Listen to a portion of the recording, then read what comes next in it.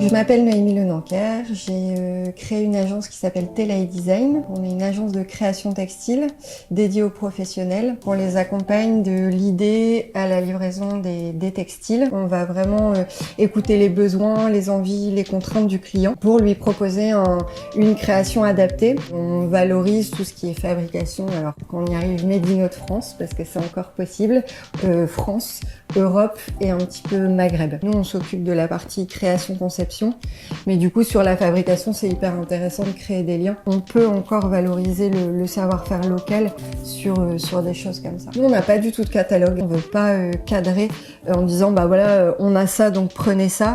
Donc l'idée c'est vraiment d'être entre le monde des créatifs pour leur apporter des choses un petit peu plus tendance, un petit peu plus fun et surtout beaucoup plus singulières que ce qu'on a l'habitude de leur proposer. De l'autre côté, on a la partie industrielle.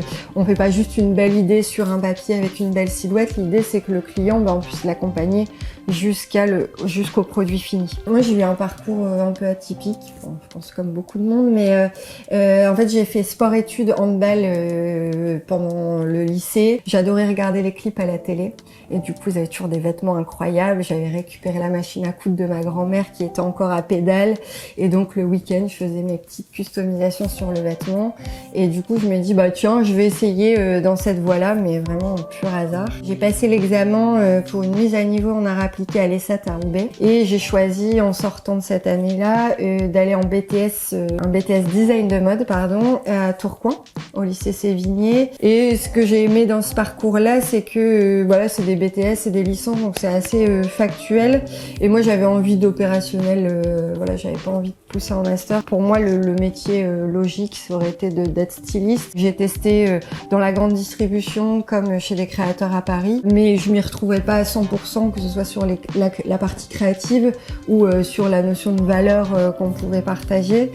Donc je me suis dit bah ok, je me suis trompée. Je devais pas être dans le textile. Donc je continuais le hand en parallèle, mais là on m'a proposé de vraiment jouer à 100% entre guillemets. Donc pendant 2 ans j'ai fait que du hand. Et là je me suis dit non, le textile me manque un peu. Je vais faire le point. Je suis partie aux États-Unis en sac à dos pendant 3 mois sans trop savoir où j'allais aller. Donc ça a été un peu l'aventure. Et je suis revenue par la Thaïlande parce que une entreprise belge m'avait proposé d'aller créer les vêtements pour 2 marques dont ils avaient la licence. Je me suis dit en revenant en France de me dire mais Noémie, tu n'es jamais convaincue à 100%, essaie de créer toi ta boîte. Et donc c'était en 2011.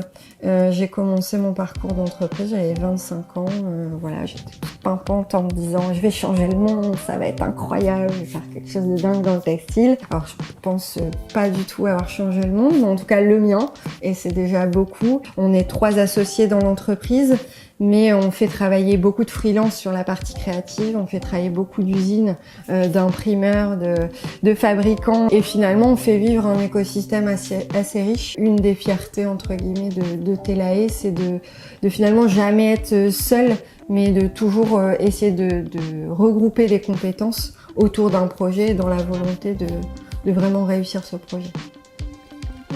Le parcours... Ouais, il est un peu long, faudra peut-être...